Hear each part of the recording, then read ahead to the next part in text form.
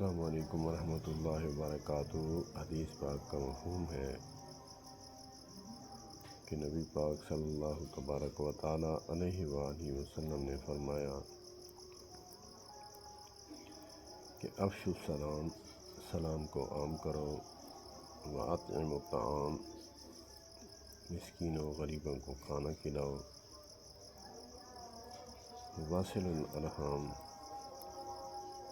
صلہ رحمی کرو اپنے رشتہ داروں کے ساتھ، وصلوا بالناس نیام، جب لوگ مزے کی نیند سو رہے ہوں تو پھر تہجد کی نماز پڑھو، اپنے رب کے ساتھ تعلق قائم کرو، کیونکہ اس وقت اللہ کی رحمت پہلے آسمان پر آئی ہوتی ہے۔ کوئی ہے بخشش مانگنے والا، کوئی ہے مانگنے والا، تو اسی لیے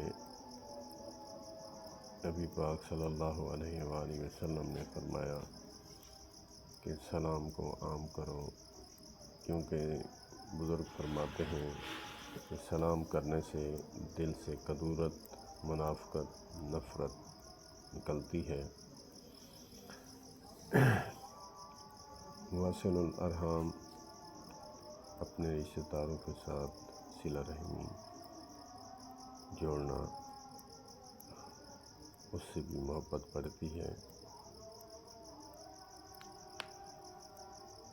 واطعموا الطعام، اور مسکینوں کو کھانا کھلانے سے پھر بھی دل میں محبت پیدا ہوتی ہے، دل نرم ہوتا ہے۔ تہجد کے ٹائم اٹھ کر نماز پڑھنا بہت ہی اعلیٰ ٹائم ہے۔ ہمیں اللہ پاک اس حدیث پر عمل کرنے کی توفیق عطا فرمائے۔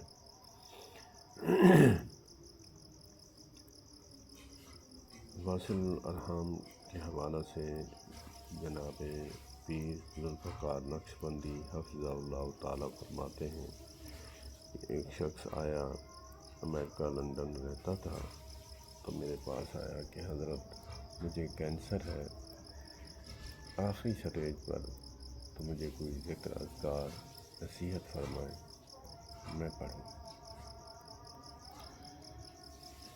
وہ فرماتے ہیں میں نے کہا کہ آپ کا جو آبائی گاؤں ہے، آپ ایسا کریں کہ جن کے گھر نلکا نہیں، نلکا لگوا کر دیں، جن کے گھر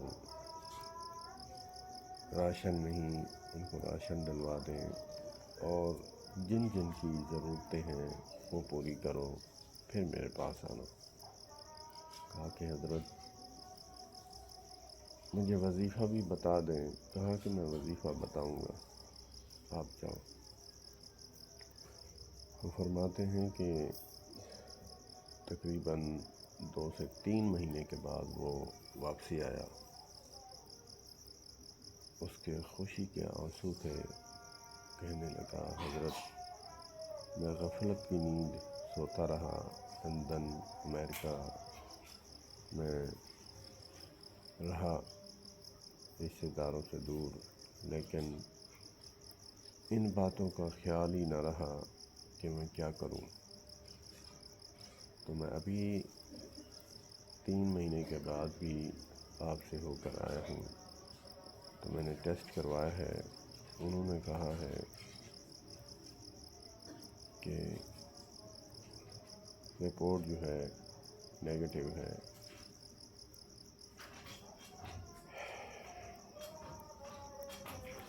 ورنہ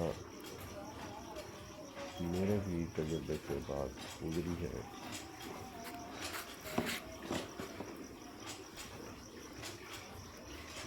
اللہ پاک ہمیں بھی اس حدیث پاک پر، صلہ رحمی والی پر عمل کرنے کی توفیق عطا فرمائے۔ السلام علیکم ورحمۃ اللہ وبرکاتہ۔